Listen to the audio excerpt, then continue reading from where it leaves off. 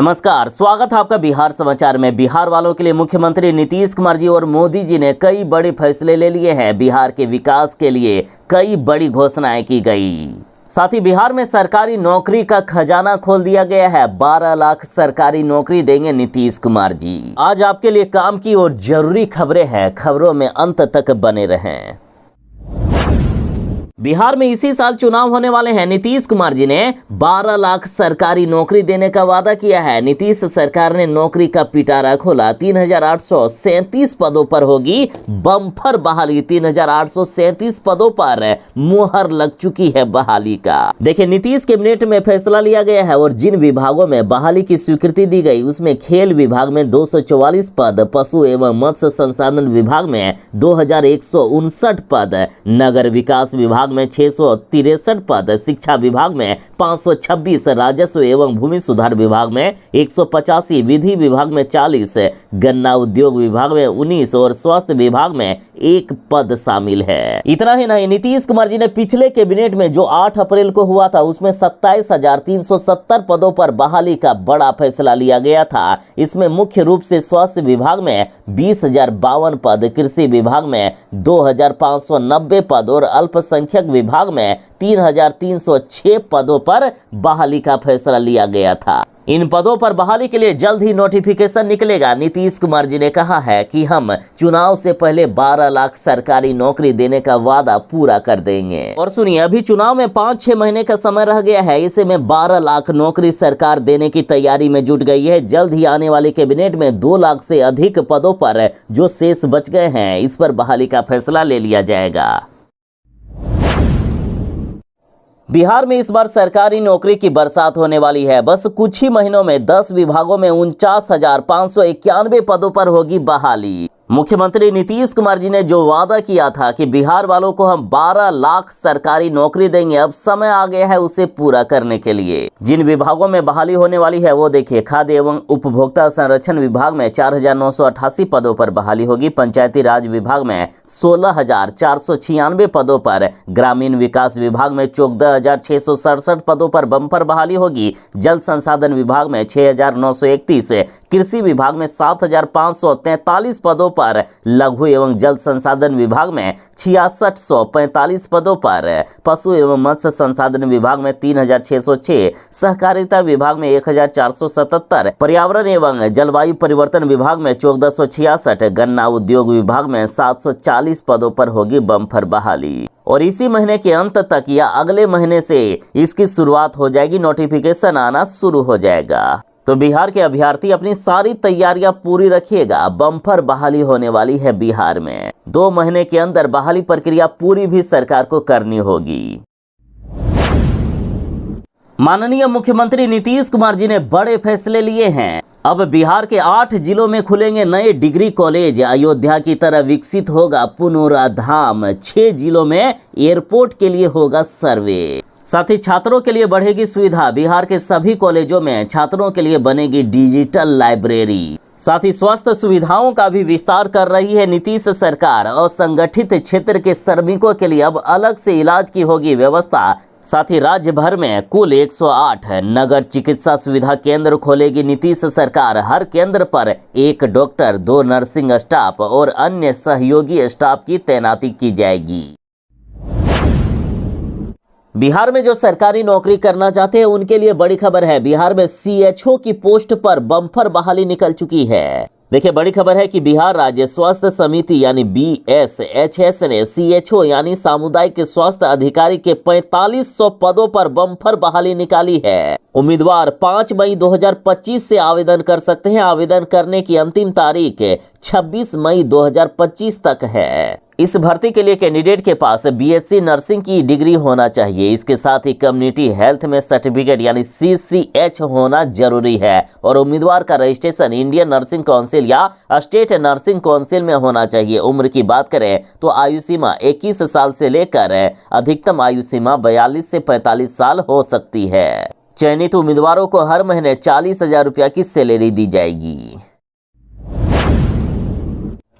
तेजस्वी यादव ने कहा ही है कि पहलगाम में जिन आतंकियों ने हमारे देशवासियों को मारा उनको छोड़ना नहीं है, एक एक को चुन चुन कर मारो। साथ ही तेजस्वी यादव ने पाकिस्तान को भी बर्बाद करने की बात कही है। तो इधर आरजेडी विधायक ने कहा कि पाकिस्तान में घुसकर 25 के बदले 2500 को मार गिराओ। देखिए, आरजेडी विधायक कुमार सर्वजीत ने कहा है कि पहलगाम आतंकी हमला देश पर प्रहार है। 25 के बदले 2500 आतंकवादियों को मार गिराओ, तभी बहादुरी होगी। इन्होंने कहा कि पूरा देश सरकार के साथ है। इन्होंने मोदी सरकार और अमित शाह से बदला लेने का आग्रह किया है। कहा है कि खून का बदला खून होना चाहिए। अब पहलगाम में हमला हुआ है, आतंकवादियों को अब पाकिस्तान में जाकर मारने की जरूरत है।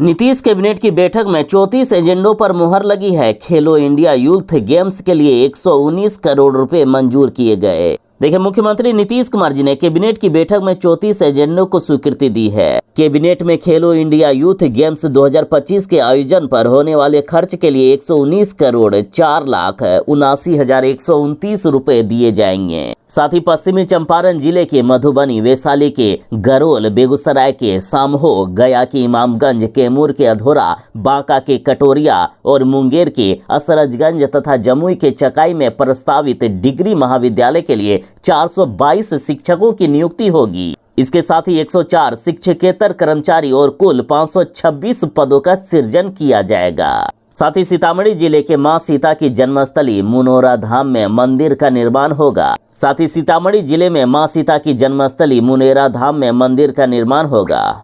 इसके लिए डिजाइन कंसल्टेंट के रूप में research design associate incorporated Noida का चयन किया गया है। इसके साथ ही महाधिवक्ता कार्यालय बिहार पटना के लिए विभिन्न कोटि के 40 अस्थायी पद और संविदा आधारित 6 पद यानी कुल 40 पदों का सृजन किया गया है। इसके साथ ही महाधिवक्ता कार्यालय बिहार पटना के लिए विभिन्न कोटि के 40 अस्थायी पद और संविदा आधारित 6 पद यानी कुल 46 पदों का सृजन किया गया है। साथ ही मुख्यमंत्री नीतीश कुमार जी ने और भी कई बड़े फैसले ले लिए। भीषण गर्मी से तप रहा है बिहार। स्कूल समय में हुआ है बदलाव, 12 बजे से पहले होगी अब छुट्टी।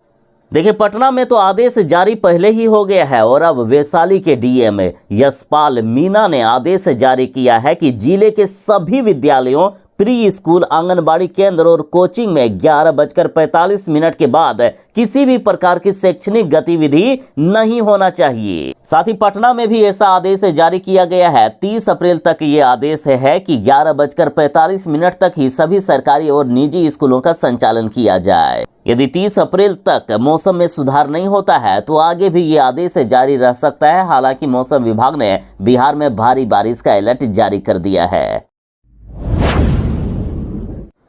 बिहार के शहरी गरीबों के लिए है बड़ी खबर। बिहार के शहरी गरीबों को भी मिलेंगे पक्का मकान। पहले चरण में खर्च होंगे 4,148 करोड़ रुपए। देखिए, प्रधानमंत्री आवास योजना ग्रामीण के तहत तो बिहार के सभी गरीबों को आवास देने की घोषणा प्रधानमंत्री नरेंद्र मोदी जी ने कर भी दिए हैं। साथ ही मोदी जी ने 2-3 दिन पहले बिहार के जितने भी ग्रामीण इलाकों के गरीब हैं सभी का आवास पास कर दिया है। 8 लाख से भी ज्यादा आवास की स्वीकृति दी गई और पहली किस्त की राशि लोगों के बैंक अकाउंट में भेज भी दिए गए। और अब शहरी क्षेत्रों के गरीबों के लिए है बड़ी खबर। देखिए, बिहार के शहरी निकायों में प्रधानमंत्री आवास योजना के लिए अब तक 4,33,508 आवेदन प्राप्त हुए हैं। इसमें 2,02,379 लाभुकों का भौतिक और ऑनलाइन सत्यापन भी हो चुका है।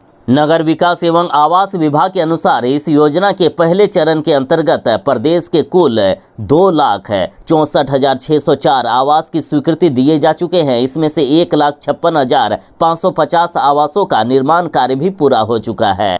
शेष आवासों का निर्माण कार्य जारी है। इस योजना के लिए कुल 4,148 करोड़ 16 लाख रुपए की राशि की स्वीकृति भी सरकार ने दे दिए हैं। और पीएम आवास शहरी क्षेत्र के लिए टोटल जो 4,33,000 आवेदन आए हैं सभी आवेदनों की जांच हो रही है और जो लोग योग्य पाए जाएंगे सभी का आवास पास करवाया जा रहा है। राशन कार्ड वालों के लिए है बड़ी खबर। बस अब कुछ ही घंटे बचे हुए हैं। जल्द से जल्द अपना राशन कार्ड का ई-केवाईसी करवा ले, वरना हमेशा हमेशा के लिए आपका राशन कार्ड बंद हो जाएगा। देखिए, पहले सरकार ने राशन कार्ड की ई-केवाईसी करवाने की समय सीमा 31 मार्च 2025 तक रखी थी, लेकिन अब इसे बढ़ाकर 30 अप्रैल 2025 तक कर दिया गया है और सरकार ने ये भी कहा है कि इसके बाद आगे अब समय नहीं बढ़ेगा। तो जिन्होंने भी अपने राशन कार्ड का KYC नहीं करवाया है, जल्द से जल्द करवा लें, वरना बाद में पछताना पड़ेगा। आपका राशन कार्ड भी बंद होगा और बाद में नाम भी नहीं जुटेगा। सरकार ने 6 बार तक बढ़ाई है समय सीमा, अब समय आगे नहीं बढ़ाया जाएगा। और बिहार के लाखों लोग ऐसे हैं जो लोग अभी तक राशन कार्ड का KYC नहीं करवाए हैं। अतः ज़्यादा से ज़्यादा वीडियो को शेयर कर दीजिएगा ताकि हर गरीब को जानकारी हो सके और वे अपने राशन कार्ड का KYC करवा लें।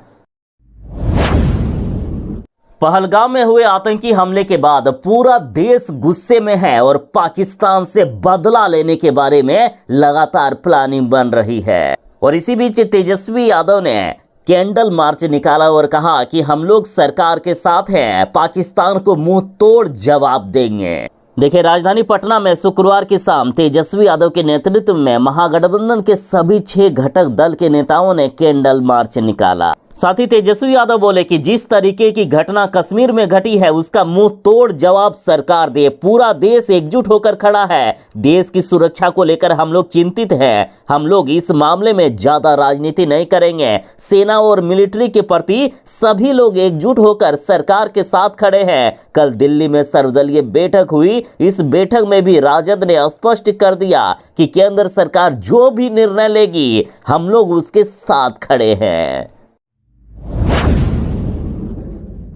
मौसम विभाग ने कहा है कि आज से बिहार में भारी बारिश का दौर फिर से शुरू होने वाला है। लोगों को फिर से गर्मी से राहत मिलेगी। मौसम विभाग के अनुसार 26 अप्रैल से लेकर 30 अप्रैल तक बिहार में भारी बारिश और आंधी तूफान का दौर चलेगा। मौसम विभाग ने 1-2 जिले नहीं बल्कि 26 से 30 अप्रैल के बीच बिहार के लगभग सभी जिलों में भारी बारिश की संभावना जताई है। इस दौरान मेघ गर्जन, आंधी तूफान, ओलावृष्टि और वज्रपात होने की भी प्रबल संभावना है। मौसम विभाग ने लोगों को एहतियात बरतने की सलाह दी है। वहीं किसानों को भी सावधानी बरतने को कहा है। आंधी बारिश के दौरान खेत में काम करने से मना किया गया है। ये भी कहा गया कि यदि कटी हुई फसल को सुरक्षित जगह पर भंडारित नहीं किया गया तो फसल बर्बाद हो सकता है। बार बार महागठबंधन की बैठक हो रही है ताकि सीएम चेहरा तय हो सके, लेकिन कांग्रेस वाले मान ही नहीं रहे हैं। तेजस्वी यादव को मुख्यमंत्री चेहरा बनाना कांग्रेस वालों को स्वीकार नहीं है। तो अब आरजेडी की तरफ से बड़ी खबर आई है। आरजेडी प्रवक्ता ने कहा कि महागठबंधन की ओर से तेजस्वी ही है सीएम का चेहरा। जो अनाड़ी है वो समझे तो समझे, नहीं समझे तो हमें कोई फर्क नहीं पड़ता है। देखिए, आरजेडी प्रवक्ता मृत्युंजय तिवारी ने कहा कि महागठबंधन की ओर से सीएम का चेहरा तेजस्वी यादव ही है। इसमें कहीं भी कोई कंफ्यूजन नहीं है। जो लोग इस बात को नहीं समझ रहे हैं वह अनाड़ी हैं। इन्होंने कहा कि जनता की पसंद भी तेजस्वी यादव ही है। मृत्युंजय तिवारी बोले कि तेजस्वी यादव के नाम की घोषणा सोनिया गांधी, राहुल गांधी ने पहले ही कर दी है। इन्होंने कहा कि बिहार की जनता ने तेजस्वी यादव को सीएम मान लिया है। तेजस्वी यादव जनता के दिलों में राज करते हैं। बिहार की जनता तेजस्वी यादव में अपना भविष्य देख रही है।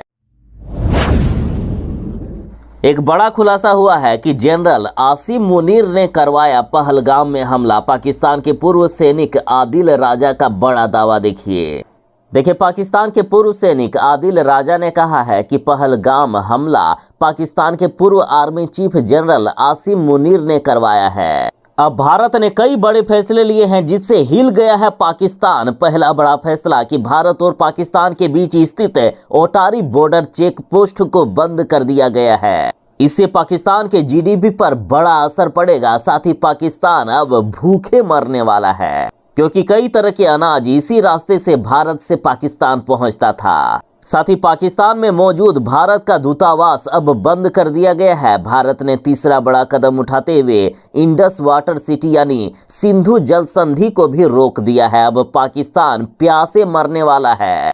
साथ ही नदी का पानी रोकने से पाकिस्तान के कई राज्यों में हाइड्रो इलेक्ट्रिक पावर प्लांट बंद हो जाएंगे, जिससे कई राज्य अंधेरे में चला जाएगा। धान की खेती और अन्य प्रकार की खेती प्रभावित होगी, जिससे पाकिस्तान भूखे मरेगा। सभी पाकिस्तानी जो भी नागरिक भारत में थे उन सभी को 48 घंटे के अंदर देश खाली करने का आदेश दिया था, जो समय भी पूरा हो चुका है। अब यदि कोई भी पाकिस्तानी हमारे देश में नजर आएंगे तो उन्हें जेल जाना होगा या उनके साथ क्या होगा कुछ भी नहीं कहा जा सकता है। मोदी जी ने पाकिस्तान से सारे व्यापार को रोक दिया है। पाकिस्तान को सबसे बड़ा झटका लग चुका है। पाकिस्तान की जीडीपी भी गिर चुकी है। पाकिस्तानी मुद्रा की वैल्यू भी कम हो चुकी है। एक ही झटके में मोदी जी ने पाकिस्तान को बर्बाद कर दिया।